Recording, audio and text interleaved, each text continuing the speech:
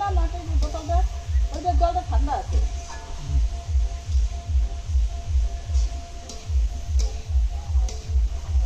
শুভ সকাল বন্ধুরা, আমার সকালবেলায় এখন রেডি হয়ে তোমাদের সঙ্গে ভিডিওটা স্টার্ট করতে। আসলে আমি ব্লগটা নিয়ে খুব ব্যস্ত ছিলাম, তোমাদের জন্য ব্লগ পাবলিশ করে তারপরে আমি এই যে বেরোচ্ছি। আসলে কোর্টের ডেট আছে আজকে, রানাঘাট কোর্টে।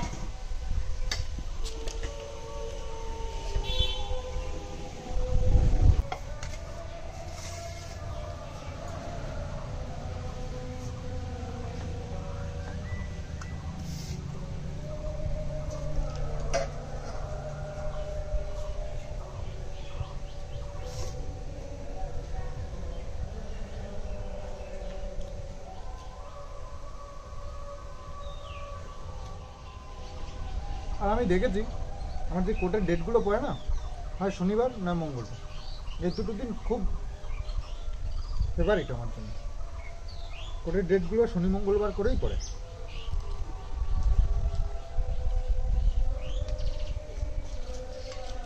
বসিরহাটের ডেটগুলো প্রত্যেক মঙ্গলবারে পড়ে, এখানেও তাই। এই দিনগুলোই কোর্টের জন্য কি ফেভারিট দিন নাকি ভগবান না।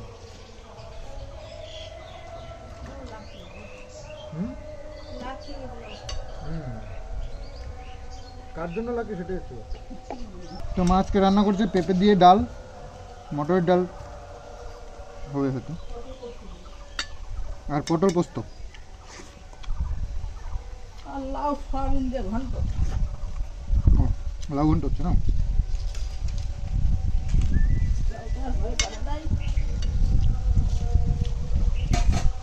এত সকালে রান্নাটাও কম টাফ ব্যাপার। তো বাইক নিয়ে যাবো, তো বাইক বের করে নিয়েছি, একটু মোছামুছিও করলাম। টাইম একদম নেই, ব্যাগ নিয়ে নিয়েছি, এর মধ্যে আমার যত কাগজপত্র যাবতীয় কেস কামারি সব ওর মধ্যে আছে। আর যে হেলমেটটা নিয়ে নিয়েছি, কারণ রাস্তায় হেলমেট থাকলে আর কোনো চিন্তা নেই। তো বেরিয়ে পড়ি। আসলে একটা বন্ধুর যাওয়ার কথা, যদি যায় তো খুব ভালো। আমাদের একটু অন্যরকম কিছু প্ল্যানও রয়েছে, তো সেটা দেখি। ও যদি যায় তাহলে হবে, নাহলে ভাবছি একটা শুভ কাজ করতে যাচ্ছি, সেই কাজ কমপ্লিট করে শুভ একটু পরিষ্কার পরিচ্ছন্ন হয়ে আসবো, এরকম কিছু প্ল্যান রয়েছে। তো দেখা যাক কত দূর কী হয়। তো বেরিয়ে পড়ি, আর বেশি দেরি করবো না। এদিকে কিন্তু টাইম বেশ ভালোই হয়ে গেল, 10টা বেজে গেল। বেরিয়ে পড়ি, আধা ঘন্টা লেট। আমি 10:30টায় ঢুকতে হবে, হবে না 10:30টায় ঢুকতে, যেহেতু কমসে কম 45 মিনিট টাইম লাগবে। মায়ের রান্নাবান্নাও কমপ্লিট হয়ে গেছে, এখন আর সমস্যা নেই। শনিবারের দিন তো একটু নিরামিষ রান্নাবান্না হয়েছে।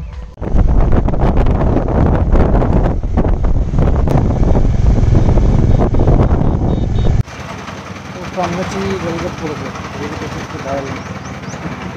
দাঁড়াতেই হবে। কামগাছি রেলগেট বলা যেতে, এটা হচ্ছে অ্যাকচুয়ালি কালিনানপুরের রেলগেট। মালগাড়ি মনে হচ্ছে, বললাম মালগাড়ি। ও আমার বাবা ওই কথা বল না। চলো বেরিয়ে। তো বললাম তোমাদেরকে আমি একটু দেরি করেই বেরিয়ে পড়েছি, মানে দেরি হয়ে গেছে আর কি। তো অ্যাডভোকেটের ফোন চলে এসছে, আর উনি বলছেন কখন আসবেন, খুব তাড়াতাড়ি চলে আসুন, টাইমের একটা ব্যাপার আছে তো কোর্টের, তো সেই জন্য। যাই হোক, আমি একটু জোরে চালাচ্ছি, জোরে মতলব খুব জোরে নয়। চলে এসেছি কোর্টে, আর কোর্টের কাজ সব শুরু হয়ে গেছে, 10টার থেকে শুরু হয়ে যায়। তো যাই হোক, আমার একটু দেরি হয়ে গেল আর কি করে। ও কাজ মেটালাম, কাজ মিটিয়ে এখন যাচ্ছে বাড়ির দিকে। হ্যাঁ, বন্ধুটা আমার বন্ধু আসার কথা ছিল, সে এসে গেছে। গঙ্গা স্নানটা সেরে যাবে, ভালো একটা কাজ হলো। শুদ্ধ হতে হয় মাঝে মধ্যে, তাই না? মুক্ত দূষিত থাকে সেটা মুক্ত হওয়া যায়। তো এই যে বন্ধুটা, এই তাহলে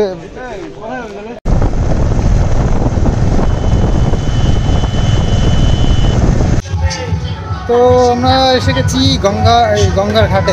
ওটা হচ্ছে পাহাড়ডাঙ্গা ঘাট। তো বেশ ভালো, এর আগে আমার ফুল ফ্যামিলি নিয়ে এসেছিলাম। তো এখান দিয়ে গান চালাতে হবে।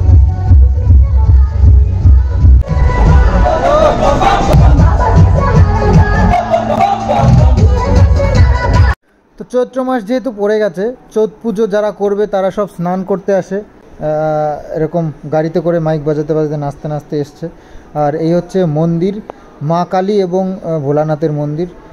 তো এখান দিয়ে হেঁটে হেঁটে যেতে হবে ঘাটে। আর ঘাটটা কিন্তু খুব নামকরা ঘাট এটা, আর দেখে বুঝতেই পারছো আশা করছি, প্রচুর মানুষের সমাগম এখানে স্নান করতে আসে। গঙ্গা স্নান করে শুদ্ধ হতে এসছে।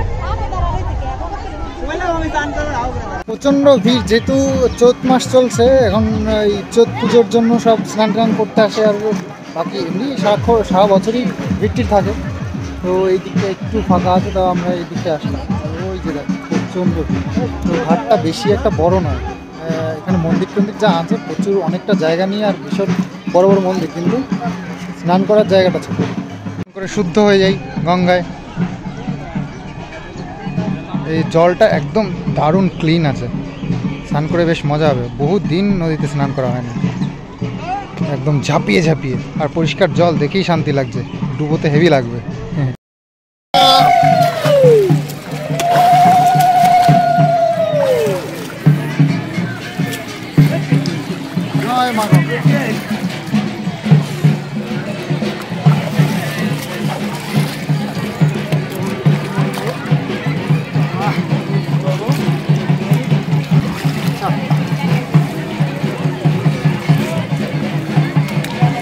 তো এই হচ্ছে ঘাটের থেকে উঠেই সামনে হচ্ছে মন্দির বাবার।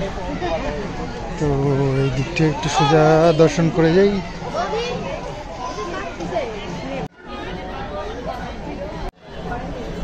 তো মা কালীর মন্দির, পাশে ভোলানাথের মন্দির।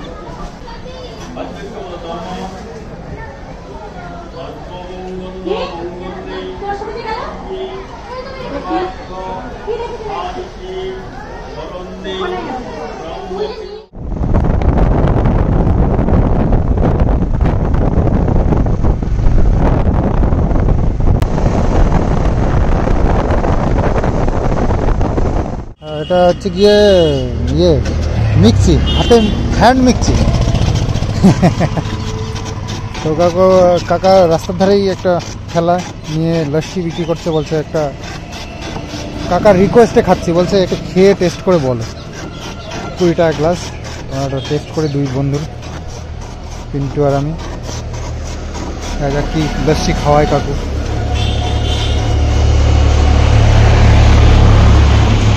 তো একটা বিশাল বড় বট গাছ আছে, তো বট গাছের তলায় একটা সুন্দর ছায়া জায়গা, তো এখানেই দাঁড়ালাম। এক কাজে এসে আর এক কাজ ছেড়ে গেলাম, ভালো অনেকটা দূরে এসেছি। তো এখানেই গঙ্গা, তো ভাবলাম যে চলো।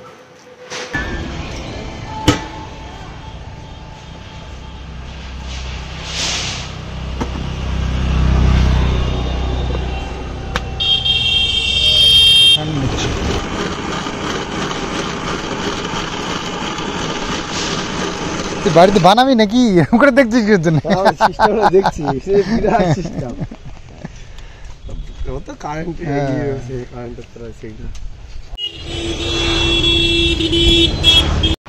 ইলেকট্রিক সব জায়গায় তো থাকে না।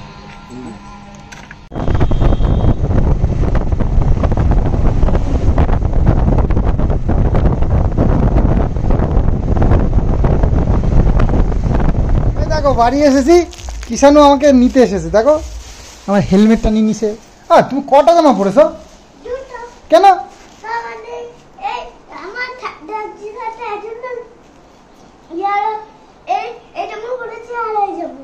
ও ঠান্ডা লাগছিল, ইয়ালো ওইটা পড়েছো আর এইটা পড়েছো? বাবা পাগল নাকি তুমি? ঠান্ডা লাগলো তোমার এখন? শুরু হয়ে গেল বদমাইশি, শুরু হয়ে গেল। দুপুরবেলা একটু ঘুমাতে হয় জানো না বাবা? দুপুরবেলা থেকে একটু ঘুম নেই, কিছু নেই ছেলেটার চোখে, শুধু বদমাইশি বদমাইশি। আর আমি এসে দেখছি মা আর কিষানু এখানে। মা তো জায়গা করেছে, কিন্তু মা একাই শুয়েছিল। তাছাড়া এই নিয়ে এইটা নিয়ে এই যে পার্কিং করছে একবার, চালাচ্ছে একবার। আর দুটো জামা পরে এই দেখো পাগলামো শুরু হয়ে গেছে। পাগল নাকি তুমি? দুটো জামা পরেছো গরমের মধ্যে।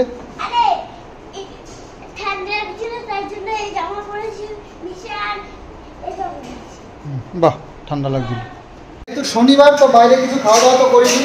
মা রান্না করেছিল সকালবেলায় ডাল, পোস্ত পটল, পটল পোস্ত, আচ্ছা, আর কুমড়ো লাউ ঘন্ট, আর কি চাটনি, চাটনি, বাস এই হচ্ছে আজকে লাঞ্চ আমাদের।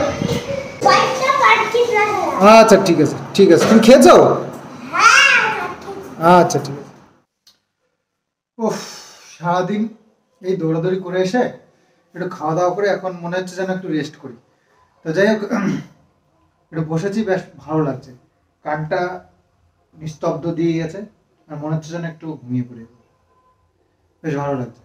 কিষাণকে নিয়ে দরজা আটকে দিয়েছে আমার, দৌড়ে দৌড়ে বাইরে চলে আসে, ছিটকিনি দিলে ওই যে বিন ব্যাগটা আছে, বিন ব্যাগটা টেনে নিয়ে আসে দরজার কাছে, নিয়ে এসে ছিটকিনিটা খোলার চেষ্টা করে, তো পারে না অবশ্যই এখনো, তো যাই হোক চেষ্টা তো করে।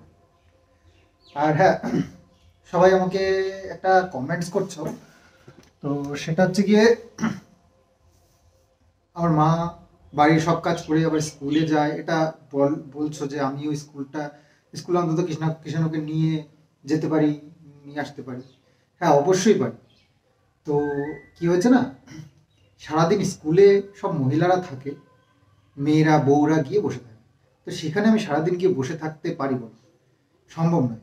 আর আমাদের স্কুল, এই যে কৃষ্ণর যে স্কুলটা না, এটা আমাদের এই পাশেই, হেঁটেই যাওয়া যায়, সাইকেল বা গাড়ি কিচ্ছু লাগে না, এই দুপা গেলেই আমাদের বটতলা বাজারটা তারও আগে, সেখানে মা যায়, আর মা গেলে মায়েরও ভালো, মা ওই যে স্কুলে যায় না, ওই ওই সময়টুকু একটু ফ্রি হয়ে বসে, বাড়িতে যতক্ষণ থাকে ততক্ষণ কিছু না কিছু করতে থাকে, তো স্কুলে যায় খুব ভালো, একটু টাইম একটু রেস্ট পায়, গিয়ে সবার সাথে একটু গল্প টল্প করে, অনেক মহিলারা থাকে তাদের সাথে গল্প করে, একটু রেস্ট করে, এটা। তো ভেবো না যাচ্ছে বলেই সব খাটাখাটনি হয়ে যাচ্ছে, কষ্ট হচ্ছে, না সেটা না, আমি এটা নিজেই ইচ্ছে করে এটা করেছি, আর বাড়ির কাছে এনেছি এই জন্য স্কুলে কিষাণ।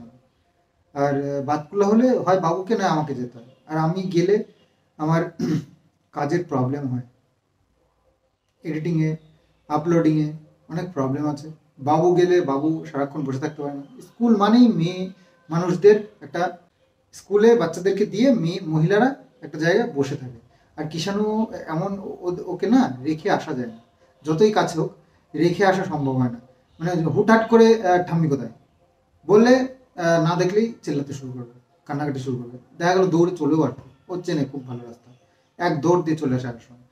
তো যাই হোক এইগুলো হয়।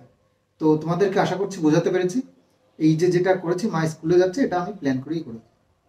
তো মা একটু ভোরবেলায় ওঠা অভ্যাস, মা শুয়ে থাকতে পারে না মানে বেশি বেলা পর্যন্ত, ওই 4টে ঘুম ভেঙে গেলে আর বিছানায় কেউ রাখতে পারবে না আমাকে, তো 4টের সময় উঠে নিজের কাজগুলো মোটামুটি সেরে নিয়ে তারপরে স্কুলে চলে যায়। তো আসতে আসতে একটা সমস্যা হয়, সেটা হচ্ছে কি রান্নাঘরে একটু দেরি হয়ে যায়, তো সেটা আমি যতটা পারি সকালের দিকে গুছিয়ে রাখি, যাতে করে মা একটু তাড়াতাড়ি, মানে খুব সহজে একটু রান্নাটা করে নিতে পারে, বাজার করে একটু সবজি মাঝে মধ্যে কেটে রাখি, এগুলো করি।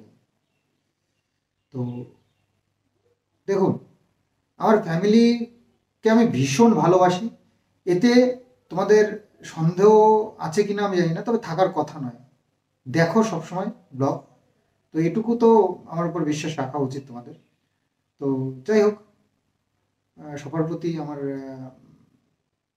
এটুকু অনুরোধ যে আমার উপর এইটুকু বিশ্বাস রেখো যে আমার ফ্যামিলির উপরে আমার যথেষ্ট নজর আছে, তো হেল্প করা থেকে সবটা আমি দেখাশোনা সব কিছু করি।